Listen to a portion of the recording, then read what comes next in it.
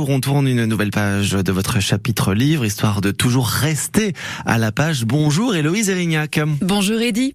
Et c'est un drôle de voyage que vous nous proposez avec votre livre du jour. Un voyage sans suite. C'est le titre du dernier roman de l'Ardéchois Paul Reynard, qui paraît au livre du Sauvage. Paul Reynard, sauvage et libertaire revendiqué, militant écologiste anti-gaz de schiste et romancier. Et ce voyage, c'est justement celui d'un activiste écologiste qui doit se faire opérer.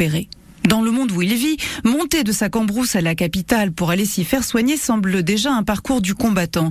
Il faut dire que là où il va, il n'est pas le bienvenu. On le reconnaît et on ne veut pas de lui. Et tout au long de son trajet aller, comme retour, son passé le poursuit. Voyage, c'est les péripéties d'un ancien activiste qui veut rentrer chez lui et retrouver le calme de son village après une opération qu'il vient de subir à l'hôpital. De fil en aiguille, il est confronté à son passé et de nombreuses péripéties interviennent et l'emmènent de ville en ville, de point en point, et alors qu'il veut rentrer chez lui, il n'arrête pas d'être sur la route. C'est une espèce de road movie, quoi. Il y a évidemment beaucoup de points qui sont, on va dire, presque autobiographiques, mais à partir de ces points-là, j'en ai fait un véritable roman. Derrière, il y a toute une série de textes en vers libre qui pourraient être écrits par cet activiste et qui sont en fait soit des textes qui racontent un peu le vécu de cet activiste ou mon passé, et d'autres textes qui sont des réactions à des situations comme sur les migrants, comme sur la pollution, etc. et qui sont des réactions spontanées, un peu violentes, un peu... voilà. L'île d'Émeraude.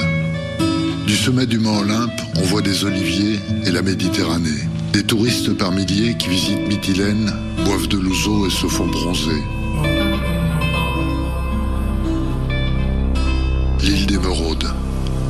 Ils sont aussi des milliers à patienter dans cette prison à ciel ouvert. Réfugiés afghans ou syriens, opposants iraniens ou congolais, ils vivent dans des conditions indignes. Paul Reynard interprète ses textes libres en musique sur le site des Livres du Sauvage. Qui parle donc dans ce livre? Son héros ou lui? Dans quel monde ce roman se déroule-t-il? Un monde dystopique où les écologistes sont mis au banc de la société, interdits de se soigner, fichés, suivis, loin de notre réalité?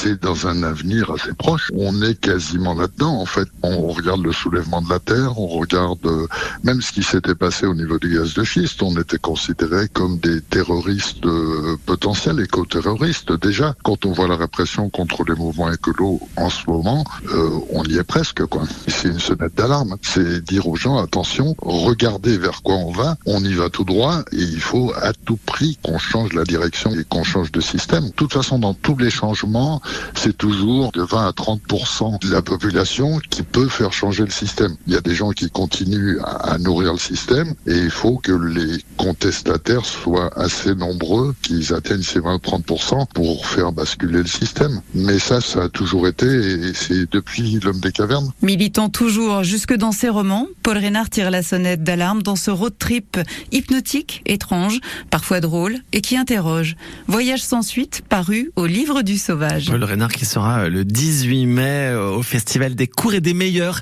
qui se déroule à Alba-la-Romaine, et nous avons un livre à vous offrir. 04 75 40 10 10. Côté culture, jusqu'à 9h30.